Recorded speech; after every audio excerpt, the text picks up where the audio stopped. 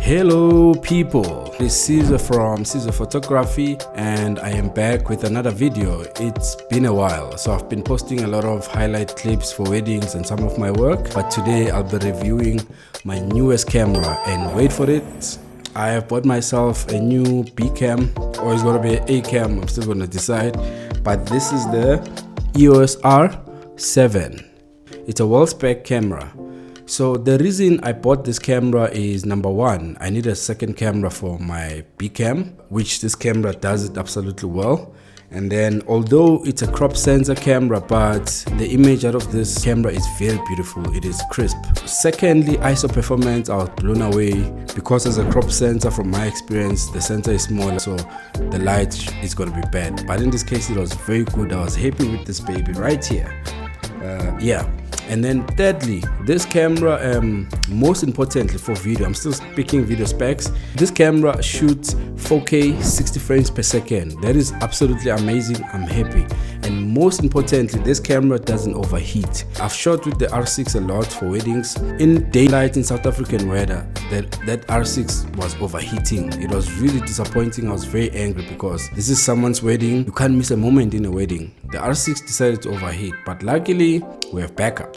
Yeah, this camera doesn't overheat. Another plus to this camera is it doesn't have a record limit. So if you record on the R6 or the R or the R5, it limits you to 30 minutes and then you have to record again after the 30 minutes is over. No limits at all here. You record until the battery dies, so that is great. So for me, this camera is the best bang for buck, you know, because it is cheaper. You look at the R6 price. The R6 costs in South African rands 46,000 or so, close to 50,000. That's just the body alone without any lenses. And then you look at this camera is 20,000 less. It is 26,000 or 27,000. In US dollars, the R6 costs about $2.499, somewhere around there. So it's $1,000 cheaper. So in our case in South Africa, it is about 17,000 cheaper or 20,000 cheaper. So for me, that is a big, there is a bargain. It's very good. So that's why I bought this camera. Price was a big motivator, besides me needing a second camera. And then another plus of this camera, obviously as a crop sensor, an advantage to it is you have range. If you put lenses, a 50 becomes an 80, you know, a 35 becomes about 50 or 60 millimeters. So for me, that is a plus, because when I go on vacations, I do shoot wildlife, and mostly when I'm shooting weddings, receptions, I'm standing far, so that's gonna give me the range even further. So yeah, did I mention the quality of this camera? It's very good. I'm really impressed with the image quality coming out of this, especially 4K. And then furthermore, let me switch it off. This camera has a lot of other specs that I didn't mention. The dynamic range is not so bad, so I'm not really complaining about it.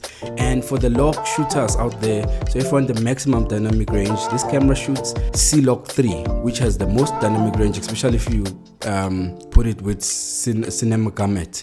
So this is very impressive. I'm really happy with this camera, and this is such a small body. So, but the features that come out of this are incredible. So it's light, it's mirrorless, meaning it doesn't weigh as much. So for long day shooting, it won't tire you out. And then in terms of ergonomics, I'm happy with the screen. It's not so bad. Some people say it's small and not so bright, but I was pretty impressed with my testing with it. I'm happy. This dial over here, I've assigned the ISO, so it's good. And then the control ring, I'm gonna assign it to aperture, for example, for the RF lenses. So yeah, another plus is that with this one came with the adapter, so it's a special that they came with. The adapter, you can put EFS lenses as well as EF lenses and RF lenses, so I think that's pretty impressive. Furthermore to this camera, yeah, I like the dials here. So there's a bit more dials, pretty much the same as the R6, the AF on, the scroll button, and yeah, it's using this dial. So the one thing I like about this camera is that to switch between video and photo, you just switch the dial once, that's on video, then photo is here. So I like that. Instead of the R6, you have to press the info and change it, you know.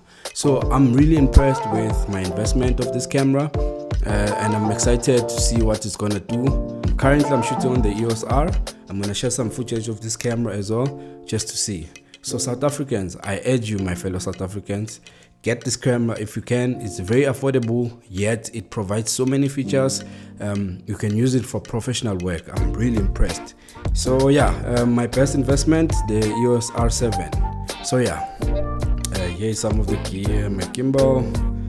So it's gonna be a nice load for this.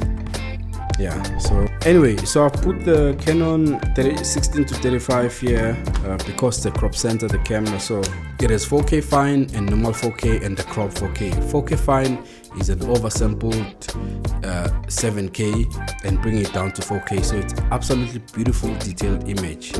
And then another thing on the quality, this camera is a 32.5 megapixels. It's a nice combination. I can even vlog while it's crop sensor. So, and the 4K here is not cropped, so that's another plus, another check for this camera.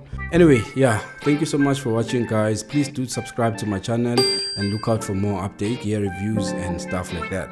And I'm out. Peace.